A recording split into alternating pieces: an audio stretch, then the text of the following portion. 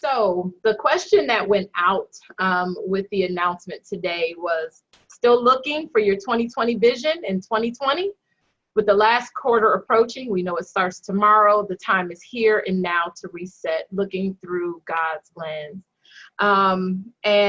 So the scripture that I think I found to accompany what has already been in my heart for the last 5 to 6 months is Isaiah chapter 40, verse 31, and it reads, "But those who hope in the Lord will renew their strength. They shall soar on wings like eagles. They will run and not grow weary, and they will walk and not be faint." And my friends, I can only imagine how faint we must all be feeling or have felt these last several months. How, downtrodden we might be, how much we've questioned, how many times we have asked God, why now, why this, why me, why my family. The pandemic has brought an enormous amount of stress, turmoil, fear,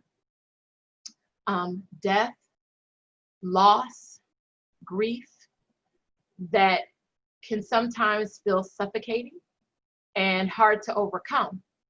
But I will say this time period has also been a time for us to see, right? We've been looking for 2020 vision. 2020 vision doesn't always mean that you're going to see things nice or good. 2020 vision means that you will see them clearly without obstruction. And I do believe that that's what God has been trying to say to us. I've been saying this is a reset. How have we lived our lives? How did we live our lives prior to March 2020? I would say for many of us, extremely full, busy, always doing something, doing 2 and 3 things at one time, feeling overwhelmed by the end of your day. Even when you finally sit down to relax, your mind is still going. But this pandemic has caused us to do a couple of things. And with all of the other stuff that has come, right? The racial unrest, the civil unrest. The first thing I hope it's caused you to do is reflect, to think about who you are, to think about whose you are. In this scripture, it talks about that God will renew our strength. We belong to Him. No matter what our faith may be in terms of how deep it goes, we are His. We are created in His image. And so I hope that during this reflection time, you've thought about who you are, whose you are, that you have thought about your life. You have thought about if there are places that need some attention, places that need some growth. You have thought about people. You have been able to look at in the face, right? Family members that maybe you weren't seeing before. Even if you lived in the same household with them, you found that you were in the same space, but you weren't seeing each other. So I think that this time of reflection has been a part of God's plan and His challenge. Then I hope that you found the opportunity to reprioritize, right? What's important? Is it all of those things that keep us busy throughout the day? Or is it family? Is it relationships with friends? Is it your relationship with God? Perhaps you've been drawn closer to Him. I know I have. I've prayed in a way that perhaps I wasn't praying before. I'm more intentional just to have what I call like my drive-by conversations with God. And that also means that I've also sat and allowed Him to speak to me and for me to hear His voice. And so this reprioritization has allowed us to figure out what's really important and where should we be focusing our lives. A lot of people are saying they can't wait till 2020 is over. They want the world to go back. My prayer is that we don't go back. That we don't go back to the life of being so busy that we forgot who God is, that we forgot who our family is, that we forgot what's important to us personally, and that there's some of this reflective and reprioritization that we keep and that we hold on to. The third thing I hope that you've done is to readjust, right?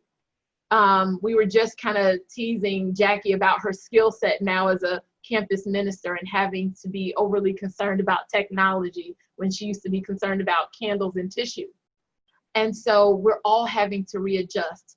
Who would have thought 10 years ago, let's try 1 year ago, that we would all live in this virtual space and that we would navigate between screens and how to be in multiple places, how to connect with people that we normally cannot see, how to live in a space where we were told you can't go out, you can't go to certain places, you have to wear this mask on your face all the time, and how uncomfortable it might be, but to know that there are other people that, due to the nature of their professions, wear them all the time. And so we've had to readjust, and that readjustment hasn't been all for bad. Again, I pray that we don't go back. I pray that some of the stuff that we've had to do, that we keep. It in fact broadened who we are. We have a skill set now that we didn't have before. Even for me in my consulting business, people asked me a year ago if I could do some stuff virtually. I said, oh no, I won't do it unless I can be with people in person. And now it's the nature of my business. There's a part of me that says I can keep this and also still have the piece of seeing people face to face. But the reality is I have now a greater reach because I can do things virtually. If we hadn't been through this process, I wouldn't have this skill. And finally, I hope that what you have started to experience, and if you're not there yet, that it's on the way, and that's what this last quarter of the year can be for you. Restoration. God gave me that word back in July. And he literally dropped it into my spirit, restoration. And what I heard him saying to me was that I'm going to restore some things in your life. Maybe not things that I knew I wanted or that I needed, but that he knew I was going to need to have to get to the next chapter and where I'm going. And so I always like to say, in the words of our old mission and ministry officer, Cara, she always used to talk about your best self. And so my prayer for you is that you are restored back to your best place, in life. And for some of you, that's going to be a conscious thing that you can pull back up. For others, you don't even know or quite remember consciously what was your best place, but the beauty is God knows. And so as we think about reset, again, I hope that if you haven't gone through these steps, you will think about them. It's a time to reflect. It's a time to reprioritize. It's a time to readjust, leading all up to restoration. As the scripture that I started out with, that God will renew our strength and he will let us soar like eagles, right? We talk about being griffins, which is the combination of an eagle and a lion, right? And that we will run and we won't be tired. We won't grow weary in our run. It's a free run. Just imagine if you could just start running across the nation and you never got tired. And that finally, that we will walk and that we won't be faint. Walking is an action. It's something that we always have to continue to do. And we walk until we leave this space, until we leave this earth, and hopefully walking into the glory of God and to be able to see his face. That's what I wanted to share with you today. And I hope that you feel like this last quarter of your life, you can truly reset and know that you'll be renewed.